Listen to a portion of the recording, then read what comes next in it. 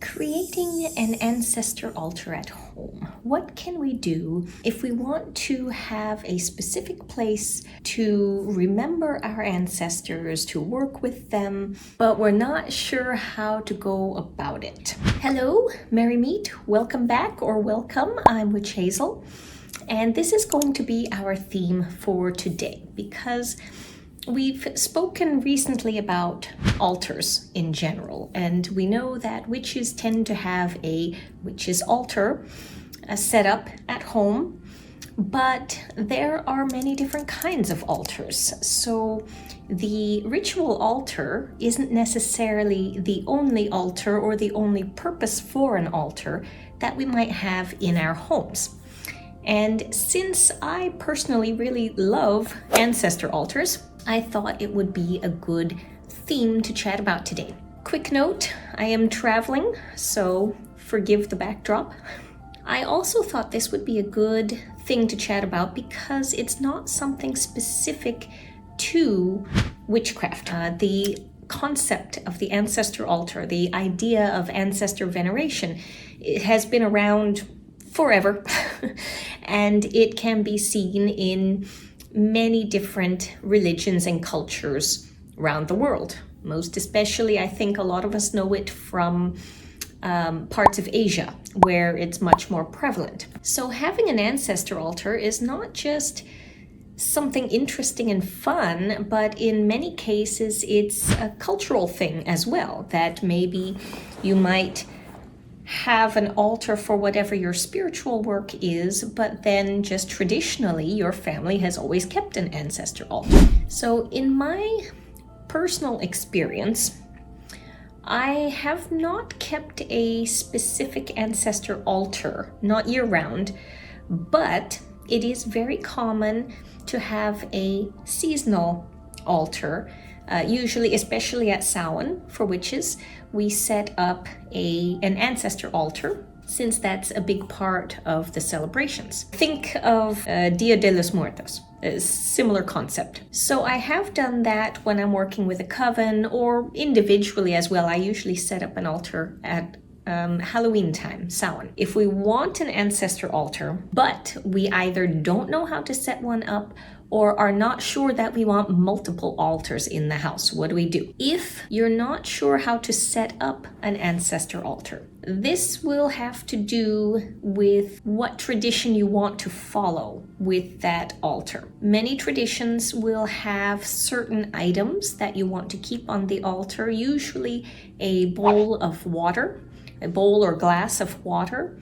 You might find clear crystals, you might find aquamarine as well, because all of these things are channels for dealing with spirits. Basically, they attract and provide a space for spirit energies. These are things you might typically find on a specific ancestor altar. I have an old video where I show you my ancestor spirit bottle that I made.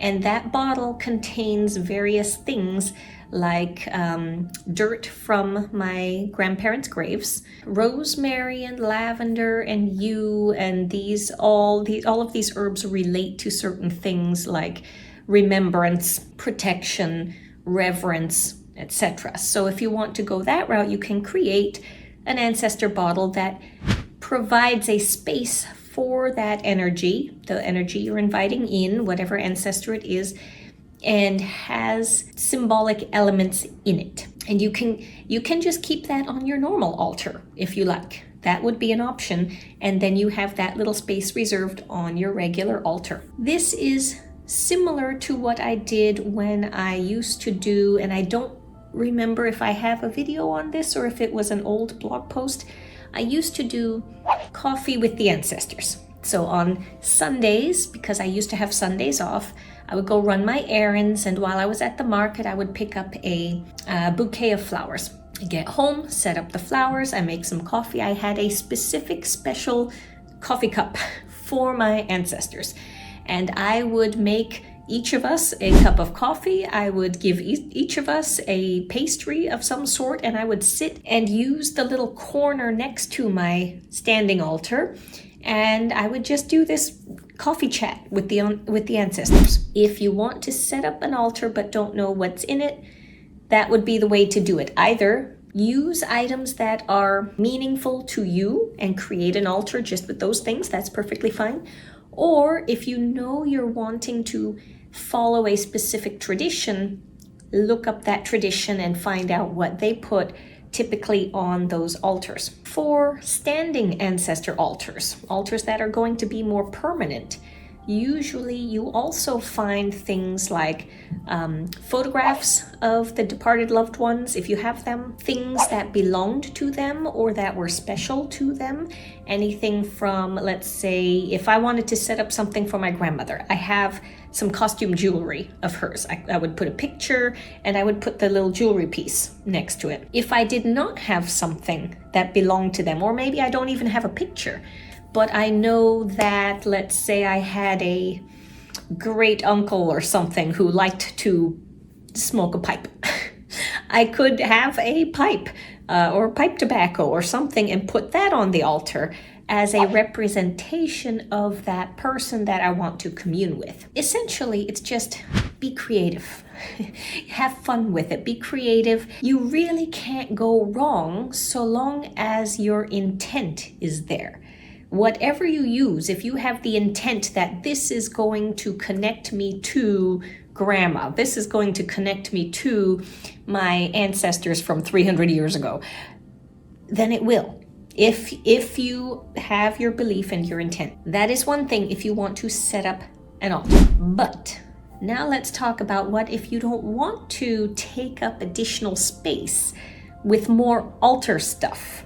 And there are good reasons why we may not want to. Maybe we don't have the space. Maybe we don't want to maintain additional stuff because it's already hard to maintain the one altar we have, if we have one. People's lives are busy. Things collect dust very quickly. And I don't know about you, but I don't like cleaning. There are many valid reasons why we would not want a separate traditional altar space, but we do have other options. If you are not sure what kind of a setup would work best for your ancestor altar, if you want a standing altar, if you want a temporary altar, if it's something seasonal, something on the wall, something on a table, if it's all just way too much, I have some other help for you if needed. If you have not already grabbed the 4-step guide to intuitive power, I would pick that up because that will help you get in tune to your own intuition and help you to use that intuition to figure out what would work best for you. So that's an option that's linked in the video description. Also, I have free consults available for witchy lifestyle questions. Take a look at that. If you have ever considered like spiritual coaching, lifestyle coaching, anything like that, and I am a certified life coach. I don't think I've ever mentioned that anywhere to anyone, but I have that available as well. There is a free consult if you want to take advantage of chatting with me to get a little bit of insight on this theme. And lastly, I do also have tarot sessions available. They were closed for a very long time and they are reopened now. They are still live sessions that may change in the future. So if you like live tarot sessions, it would be through video. You're welcome to test that out as well. All of those links will be in the video description. Here we're going to talk about what my most recent experiment has been. It's still a work in progress. I will show you what I have sort of kind of right now on hand, but it is still in progress. So I'll have to update you later on that. But my thought was to use not a horizontal space like a desk or a table or anything like that for a usual altar, but to use vertical space, a wall. How about a gallery wall? Many people, I've seen this idea, not often actually, but I have seen the idea of an ancestor wall where people will just put family pictures, portraits up on the wall. My thought was more of a family wall and it would be primarily geared toward ancestors, but it doesn't have to be portraits. My wall includes things like a painting that an ancestor painted. He was the artist, so I have that up there. I have another painting that is a representation of my dad's hometown. Well, since my dad's family has lived in that town for at least 250 years, that's a good representation of my ancestors, in my opinion. So I have that there. I do have pictures of family members who have passed away to remember them as well. And I also have a couple of quirky things, like I have butterflies. What do you call them? Art pieces, butterflies. I have a set of 2. Those are alpine butterflies. Well, my dad's hometown is right next to the Alps. So that was the connection there. I also have one that is meant to be more representative of me, meaning it's a green army moth. Well, I was in the army, so that is how I am adding myself into my family wall. You can do the same thing if you like that idea. It doesn't have to necessarily be portraits. You can add in, grandma's favorite cooking spoon if you have that. Put that on the wall. That's cute. If you have someone in the family who used something like a fan or a pipe or what, put those kind of knick-knacky things on display up on the wall. I was considering putting a plate. It's a stone plate that my uncle made.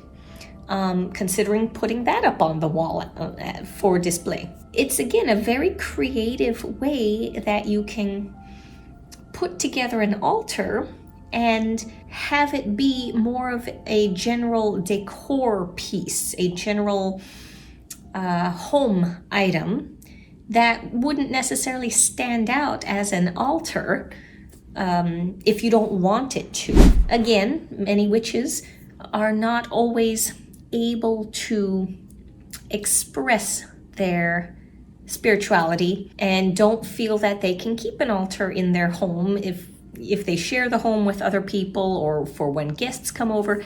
So this would be a good kind of sneaky way to add that in. One other thing that I do want to add into this, so you can say, okay, well, if I have this ancestor wall now or this family wall, but I want to be active with it. I don't want to just look at it. How can I be interactive with this altar that is up on a wall? If you have the space, and if you have a shelf or something there nearby, or you could put a little shelf there on the wall, put a little candle there.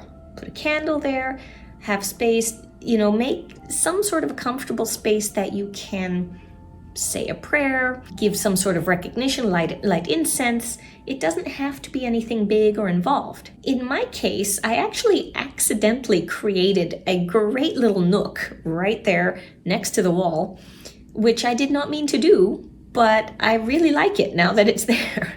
And what I ended up doing, I had moved a chair and just set it against the wall to get it out of my way while I was trying to arrange other furniture in the main part of the room, in the living room. And I ended up also moving over a side table over there, just shoved it all over to the side. And then when I turned around and looked at it, I said, I kind of like that.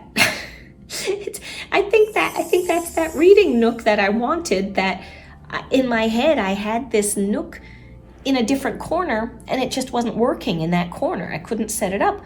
So I looked at it and I thought, that's exactly what I wanted. It's right there next to my family wall. So I can just go and sit there and cozy hunker in with a book, light a candle, have some incense, whatever. I could do my coffee with the ancestors right there. But to all the world, it's just a little nook. It's just a chair and a side table. That's it. There's nothing else special about it. So you can find a way to be interactive with this kind of an altar. Trust me on that. I have faith in you. You can. Oh, very important reminder, and this will be the end of the video. While I highly encourage you, if it's of interest, have a dedicated space for your ancestors, I do want to remind you that only do that if it feels like something you really want to do. Here is where we can come into conflict sometimes with tradition. If it is tradition for your family or for your pagan tradition to have an ancestor altar, but it doesn't really resonate well with you, I mean, I don't want to say it, but not all of us are proud of where we come from. Not all of us are happy to be in the family that we're in, and we don't necessarily want to recognize that family. It is what it is. This is life. So if that is the case for you, and you do not want to recognize your ancestors, but it is a part of your tradition, consider being a rebel. Again, the important thing for your best outcome with all spiritual activity, with all manifesting activity, is it has to feel natural. It has to feel positive. So if we are setting something up that just from the get-go does not feel right, it's going to be a block to all positive energy that we try to put out. So don't do it. If this is not you, if you really truly want to have your ancestors in the picture for you, go ahead and do it. Have fun with it, play around, be creative, and you will find the style that works best for you. All right, I hope you enjoyed this video, everyone, and I will be back soon with the next one. Until then, blessed be.